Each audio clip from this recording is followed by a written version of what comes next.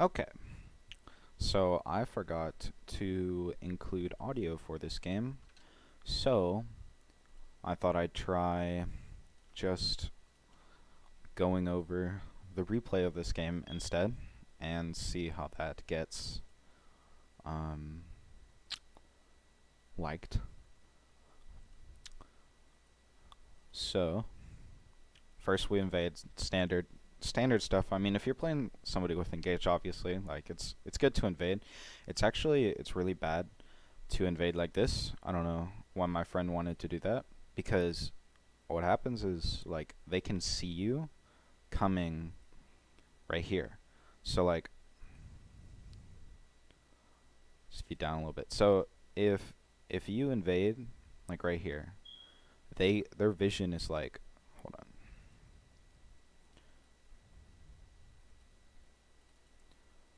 Their vision is like here, right?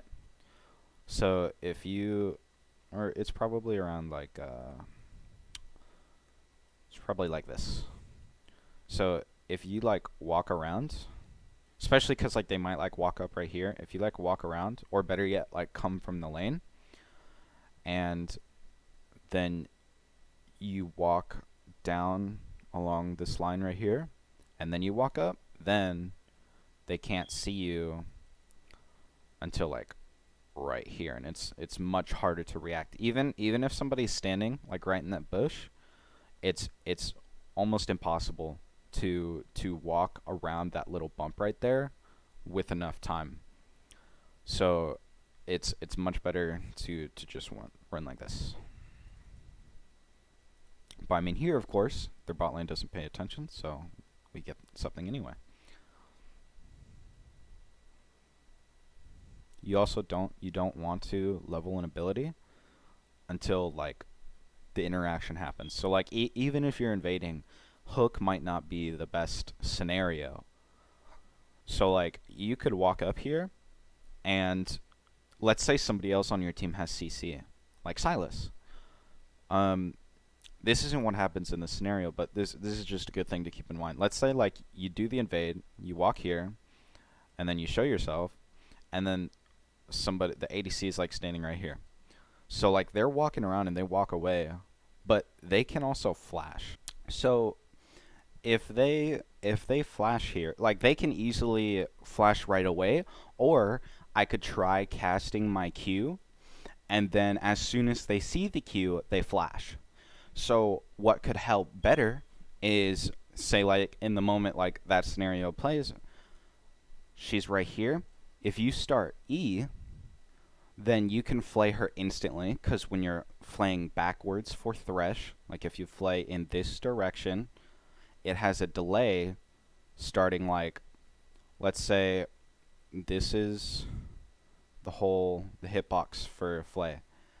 It does it like probably right here. This is instant. This instantly CCs them and pulls them into a direction. But the rest of the E, it's not halfway. It's a little bit further than halfway, or it's quite a bit. It's like 3/4. This quarter is instantly pulls them back, but the rest of this half, it's like a longer delay. So there's nothing, they can't react to a backwards Thresh flay. So if I flayed in this direction, this would be instant. And if somebody does have CC like Silas, he can flash E or just E while the flay is in effect, and then Caitlyn can't flash that. So what that can cause is that causes her to have to flash and heal, or she just dies. Because I mean, we have the opportunity to like it's either scenario, like either we burst her fast enough and we get first blood and her flash, or she lives but she has no sums, so it's really easy to kill her level 2, or we get a huge XP lead on her. All right. So it would have been really good to hook right there, but I reacted way too slowly. So what I did was he landed that, so it's good to keep following. So I had to wait for the next opportunity. So just wait. Like, you have all the time in the world. especially since I just flashed right away from here, like, a couple things happen with waiting. Either he psychs himself out and he starts trying to dodge to the left, being fidgety, or he just keeps on walking, and eventually he's going to burn the flash. Like, I even got time for an auto, and now that's at a point to where it's impossible to dodge. He can't like that's at a good enough angle to where he's not going to dodge that. See, like, whether he moves here or whether he moves there, he's not going to be able to dodge that. And so that forces him to heal as well. And for some reason, he didn't flash that Q. I guess he didn't think it was going to land. So we get the first blood. That's fine. So standard, at least for most supports, you want to do this, but you want to be controlling the bottom pocket and the bushes 24/7. That should be support 101, is do what you can to control the bushes. If you control the bushes, you control the lane, whether you're bluffing or whether you actually have full control. Most of the time, you're going to be able to get away with bluffing, especially with someone with heavy CC like Thresh, because they don't want to get hooked, whether it's winnable or not.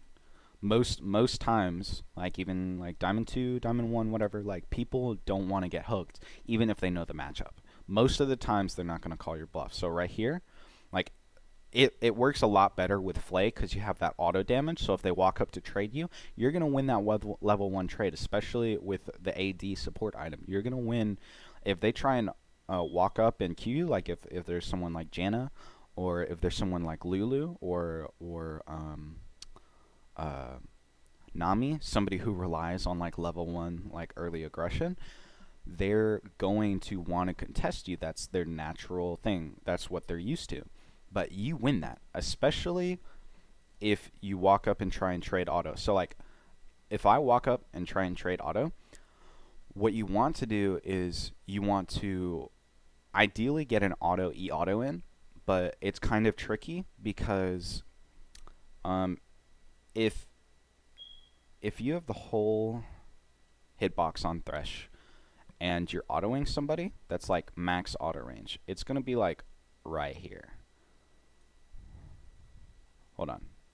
Actually, this is a better representation of the hitbox.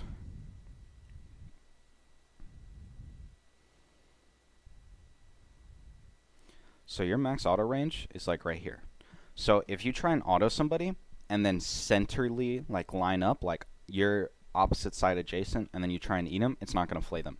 Only the corners will reach the target at max auto attack range. So I mean, you could be fancy, and if you're really good with that, then you can definitely pull that off, but it's hard. I personally, I'm not really good with Thresh flays, so it's something I need a lot of practice with. So I don't bother doing that. But you can absolutely try and practice it and get perfect at it if you want to. It's huge flex. So typically, what you can do is more reliable thing is, especially if someone like Jin with level 1, if he starts W, or even with Q auto is really good. So you just walk up, you flay them back, and then you auto them, and then support autos Qs, and bam, their support's at like half HP. So level 1 trade is huge potential, especially on someone like Thresh. But support 101, you have to control these bushes. That's how you control the lane. See, like here, like they have to back up all the way out of EXP range just because I'm standing there. And I don't even have Flay level 1. That's how powerful controlling the bush is. And this is like Diamond 2. So like most of the time, like especially like at lower elos, they're going to try and fight you. So be prepared to fight you. They're not going to be this safe. So be prepared to try and win trades. You're not going to be able to control this easily. So play a little bit less aggressive than this. Just inch your way. It's a game of inches. Inch your way in, see how that works. If they back up, continue to do it. If they try and contest you, then get in a point to where you feel like you can do a good trade. If not, just back off. It's okay. You don't know? Don't risk it. Because if you just try playing the whole laning phase at a matchup that you don't know, and you find yourself losing trades, you're just hitting your head against the wall.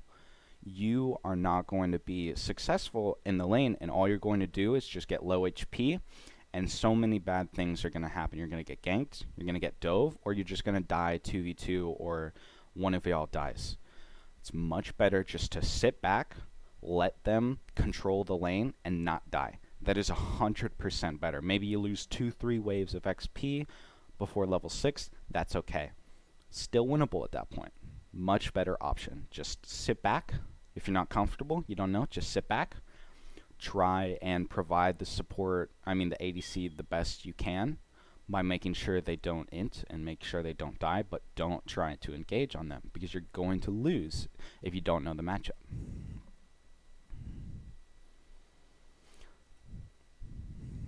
So, like, here's an example of them calling my bluff. So, like, they're walking up in farm because they don't care about me right now. So, I'm playing at max possible distance while still being in the bush. Even if they have vision of me, the fact that I'm in the bush would give more presence than if I was right here. I'm closer to them in the bush, and I'm more menacing. So, it's just a mind game. So, like, I'm not even going to engage on them because I know I don't actually win this. Because I have hook level 1. I can't actually do anything when they're right there. But just standing there causes them to have self-doubt. Huge thing is you have to force level 2. It's definitely a lot harder with hook, but you only auto two minions the first 2 waves. Whether you do typically, you only need to auto 1. Sometimes, if you have somebody like Kaisa, it's not really necessary. It's not like you have a lot of leniency towards it. So level 1, first wave, you can auto a minion. You can not auto a minion. Depends if the ADC is going to get all 3 CS. This is melee minions, by the way. If you have the support item like Relic Shield, or the other items, I don't know the names of them. Don't ever auto caster minions. Always auto melee minions, and then always auto a save for a cannon minion. So always be thinking about when that cannon minion is going to come. See, like, you have 1 stack, you see that a minion wave is coming. Is that cannon wave? No? Okay, I can use it. So if you have 1 stack, think about where's that cannon wave every time you have 1 stack. If you just killed the cannon wave, nope, you're good. I can use this stack. I got a lot of time. But if you have 1 stack, just make it a habit. Just be like, where's that cannon minion at? So I can do that. That makes it so much faster and so easy to get your wards. That's ASAP. So first wave, you can auto a minion. Depends on whether the ADCs or not. It doesn't really matter too much. Typically, if you want to force level 2 faster, it's arguable that it's much faster because by the time, like, let's say you're helping a leash, by the time you get to the minions, they're already like less than a quarter HP. So even if the ADC misses a minion, that's okay. Like, it kills it fast, and then you can use maximizing your optimizing the HP mechanism of the relic with your Flayy. So like get level 2 and get the most bang for your buck. So if obviously if you auto a minion that's like a little bit above the less HP with E passive, that's going to be a lot more efficient than autoing a minion that's about to die for a level 2 rush, right? Because you're using more health. You're getting rid of more health. If that makes sense. So big thing is typically just always try for level 2 rush, because especially with someone like Jhin, Thresh, especially with a lot of supports, level 2 is huge. Especially in this winning matchup. This is a winning matchup because Tristana has no sums. So as soon as I get, see, it's even bad that I walked up that late because I was probably zoning out or whatever. Typically, you should like I'm helping him auto the minions, and as soon as I autoed that, I should be walking up already. I should be walking up right now. And Bard already knows it. Bard already knows it. He knows that I'm about to hit level 2, and he's ready to back off. But because Tristana is trolling, and he doesn't notice that, we just get this huge trade, and it's so free. Like, he dies here, I think. No, okay, he dies a little bit later. But It's super easy.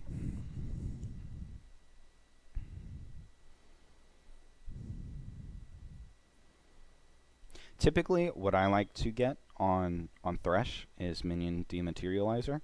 I find it very useful and very comfortable for caster minions. Only use it on caster minions. I mean, unless you just ended up like sometimes you're gonna be like it's not like that good to like you just sometimes don't find yourself like using it. Let's say it's mid game or whatever, it's past. There's not a cannon nearby, and your stacks are almost up. Just go and use it. Doesn't matter on melee caster minion or whatever. But early game, when you're supposed to use it only for caster minions, this helps a lot for keeping a freeze that's built up too big. But nobody freezes. It helps a lot for pushing waves. If you destroy that caster minion at full HP, that is useful in so many scenarios to where you have to back or you're trying to punish them for backing. It's so useful. The amount of times that I changed the lane state with that is massive.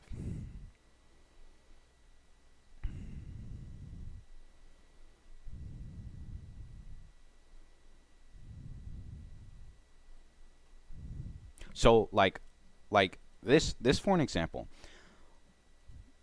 Okay, it would have been good. This is just an example. Like if I had minion, it obviously didn't load yet, but if I had minion dematerializer here, that would have been massive. That would have been what, like 5 autos that I would have saved that I could have done on the plating, and that also basically means 3.5 turret attacks, which means an extra melee minion gets denied for Tristana, which is pretty big. So just always like you want to go in and find the best opportunities to wards are in between waves. If you find yourself warding right when the wave comes, then you're doing it at the wrong time, because you'll either miss XP, or maybe the enemy bot lane engages on Jhin. It's bad timing. So here obviously Tristana doesn't have sums up, so it's really good. This is another reason. This is why I like Hex Flash. And so I can do over the wall plays like this all the time. Very, very useful.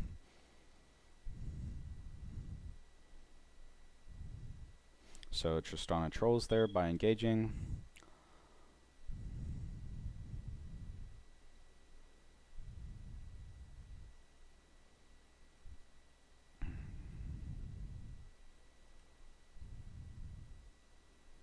So I definitely overextended here, and I trolled.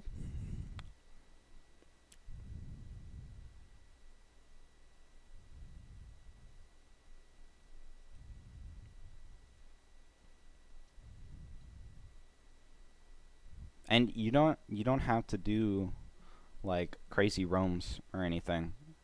Like I mean most of the time I don't roam, cuz I mean I'm just focused on the lane. Sure, if you want to try and fit roams in your play, then go ahead and do it if it's useful. But like it's definitely not a fundamental. Some would argue that it's not. Some would argue that it is. I would argue that it's not. So don't be crazy on like I gotta roam, I gotta use Moby Boots on Thresh. It's okay. Like I mean some people like Moby Boots Rush. I prefer Kindle Gem. I'm focused on winning the lane because I'm new to support. So I've only been playing support for like 2 weeks. I focus on what the matchups are, and I want to know how to win every lane.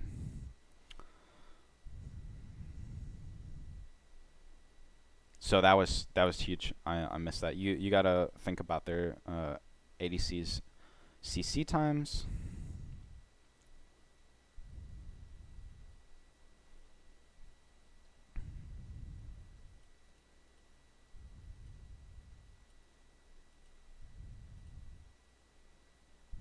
See, like even here, like it's like we don't know if the jungler is there. Like especially this is something you have to watch out for, especially with someone like Bard. If he walks up and out of he's either going to roam, or he's getting in position to Bard portal over the wall for the jungler.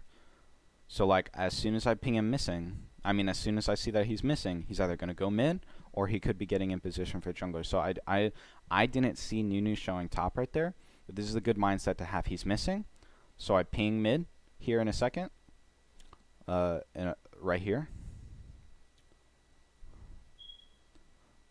So that's something to look out for. And then see what Jin is doing is correct. I'm behind. As soon as you push in the wave, go for vision. So typically, support 101 for mid game is you help. Typically, ADCs in support should go mid, and here's why. You help ADC shove wave with just presence. Like, you can swap between soaking up XP, helping them shove, and not soaking up XP, just sitting in the bush, helping them what's called play lantern. You help them get ready to escape if they need it. You help them shove the wave. Once they shove the wave, you go to whoever the carry is. Not the AD carry. The carry is the person who's most fed. So you swap. As support, your job is to swap between the carry and helping the ADC shove waves. So I don't even remember if I do it correctly in this game. I'm still working on implementing, but this is the right idea. What I'm talking about is correct. So typically, like typical practice, even if the enemies aren't here, Jin shoves, I help him, and then I move to where Silas is at, because Silas is the biggest on our team. So I move to where he's at. If he's past the halfway mark, then I help him, and I play Lantern for him. I just sit back out of EXP range, that's another important factor, and I help him escape when he needs to.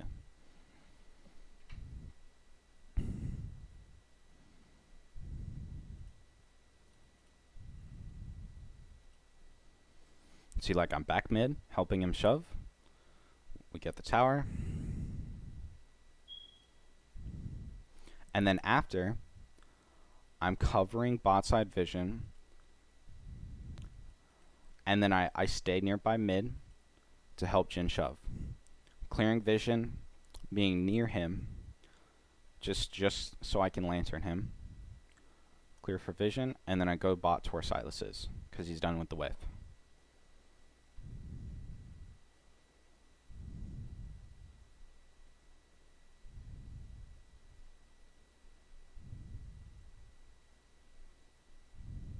And then like a whole monkey fiesta here, a whole monkey fest happens here.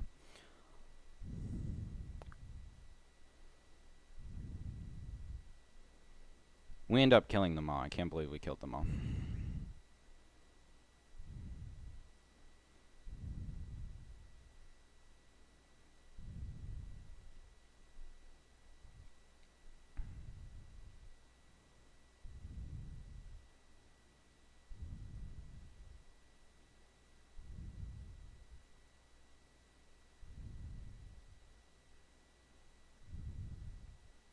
Typically, you don't want to fight with the carry. You just want to play Lantern for him so he can escape, because obviously if the team is not there and it's like 2v4 like that, typically that's not going to work out. That was just like lucky. Silas is so far ahead that we can just goof off like that, and they're so bad.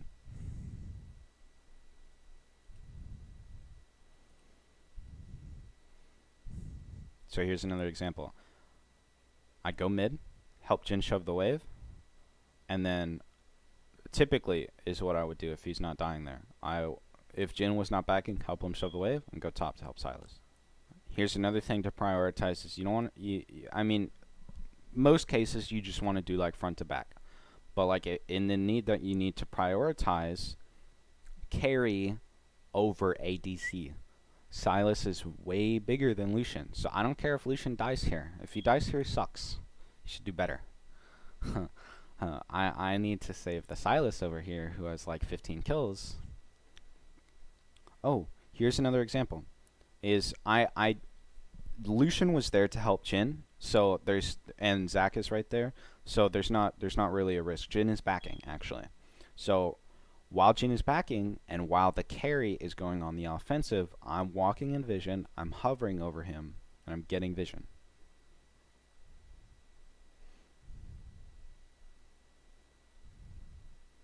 This is how you play support. This is how you correctly play support in solo queue.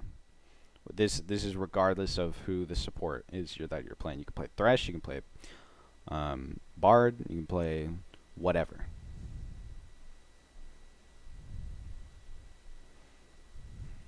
He ends up dying. Nothing I can do.